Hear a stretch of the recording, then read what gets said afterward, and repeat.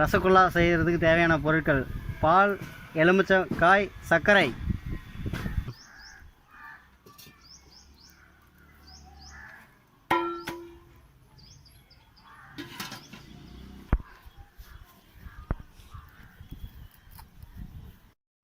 நாங்கள் வந்து 1 லிட்டர் பால் எடுத்துருக்கோம். அந்த 1 லிட்டர் பாலுக்கு வந்து 2 எலுமிச்சை வந்து யூஸ் பண்ணுறோம். நீங்கள் வந்து எத்தனை லிட்டர் எடுத்துக்கிறீங்களோ அதுக்கேற்ற மாதிரி வந்து எலுமிச்சை யூஸ் பண்ணுங்கள். புளிஞ்சு கூட வரலாம் அந்த டைமில். இல்லைன்னா வந்து கப்பில் வச்சுட்டு கூட நீங்கள் வந்து எலுமிச்சை சாறு ஊற்றலாம், ஒன்றும் பிரச்சனை இல்லை ஃப்ரெண்ட்ஸ். நம்ம எலுமிச்சை பழம் பாலாவோட மிக்ஸ் பண்ணியிருக்கோம். நமக்கு தேவையான அளவு கட்டி கட்டியாக வந்துருச்சு. இப்போ நம்ம இறக்க போகிறோம். வாங்க, பாருங்க, தெரியுதா? இந்த மாதிரி வரணும்.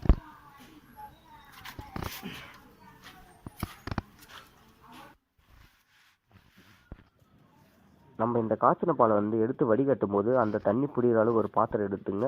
அந்த வந்து வடிகட்டும் போது வந்து அதுக்கு மேலே வந்து ஒரு ஜல்லிக்கரண்டி வச்சு வடிகட்டுங்க. வெறும் அப்படியே துணியை போட்டு மட்டும் வடிகட்டினா துணி வந்து உள்ளே போய் தண்ணியில் வந்துடும். அதனால தான் மேலே வந்து ஒரு ஜல்லிக்கரண்டி மாதிரி வச்சு வடிகட்டும். இந்த பால்கோவா வந்து பார்த்தீங்கன்னா தெரியும் எந்த அளவுக்கு வந்து கட்டியாக வந்துருக்குன்னு. நல்லா எலுமிச்சை வந்து அதிகமாக போட்டால் தான் இனிமேல் வரும். எலுமிச்சை ஒருவாடு கம்மியாக போட்டிங்கன்னா இந்த மாதிரி பால் வந்து நல்லா கட்டியாக வராது. அதுக்கேற்ற மாதிரி எலுமிச்சை எந்த அளவுக்கு அளவு போடணுமோ அதுக்கேற்ற மாதிரி அளவாக வந்து போட்டுங்க. இந்த பாத்திரத்தில் தண்ணி விட்டு லைட்டாக வந்து அலசி மறுபடியும் இதை ஊற்றிங்க. அது போக நம்ம எடுத்து வச்சுக்க இந்த பால்கோவா வந்து ஒரு 4 அல்லது 5 டைம் வந்து தண்ணி ஊற்றி அலசிங்க. அப்படி அரைக்கும் போது தான் அதில் இருக்க எலுமிச்சை பழத்துடைய அந்த வாசனை போகும். அது போக பச்சை வாசனையும் போகும். எல்லாம் வந்து போனால் தான் வந்து பால்கோவா வந்து சாப்பிட்றதுக்கு ரொம்ப டேஸ்ட்டாக இருக்கும். அந்த பச்சை வாசனை இல்லாமல் இருக்கும்.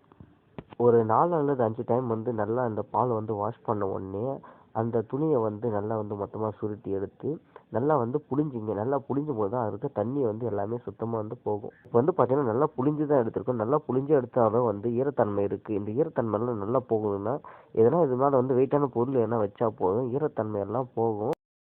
கொஞ்சம் தண்ணி இருக்குது.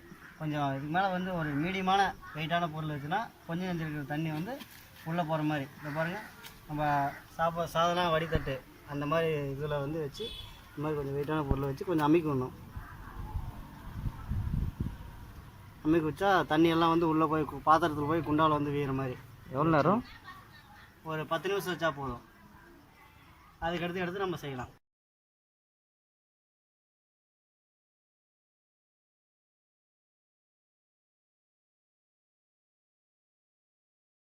ஒரு 10 நிமிஷம் ஆன உடனே இந்த பால்கோவாவை நம்ம எடுத்து அதை வந்து நல்லா வந்து கையால் வந்து நல்லா வந்து நைஸாக வந்து தேய்க்கணும். நல்லா வந்து நம்ம நைஸாக தேய்க்கும் போது தான் உண்டை வந்து நல்லா உப்பி நல்லா பெருசாக புசு புசுன்னு வரும். எந்த அளவுக்கு உங்களால் முடியுமோ அதுக்கேற்ற நல்லா தேய்ச்சிங்க அந்த உண்டையை வந்து. பார்த்தீங்களா, இந்த அளவுக்கு நல்லா பதமாக இருக்குது. வாசனை செம்மையாது. அதுவும் மாட்டுப்பாங்க பாருங்கள். உருண்டையாக விட்டு பிடிச்சோன்னா கூட பாருங்கள் எவ்வளோ நைஸாக இருக்குது பாருங்கள். இந்த மாதிரி நல்லா பசங்க எடுத்துக்கணும். போதும், இந்த அளவுக்கு கரெக்டாக பதமாக இருக்கும். உங்களுக்கு தேவையான அளவு பெருசாக போட்டுனா கூட போட்டுக்கலாம். எங்களுக்கு இந்த அளவு போதும்.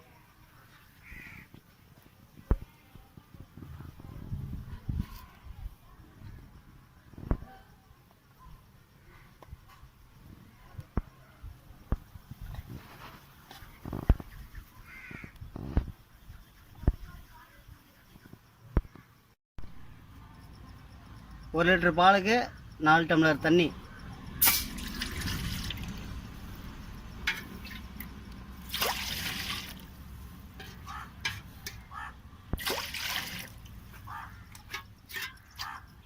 சர்க்கரை 2 டம்ளர் போட போகிறோம்.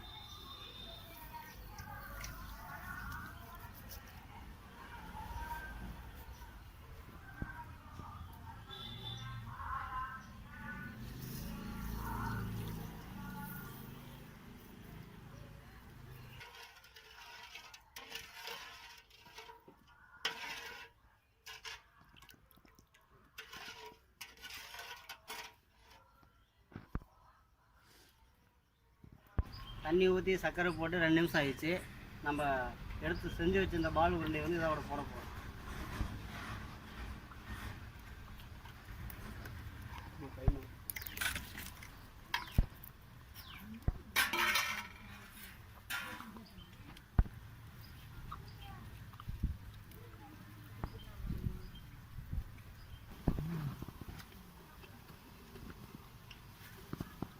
பால்லாம் பெருசாகிடுச்சு.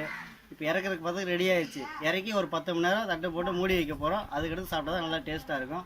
வாங்க இறக்கலாம்.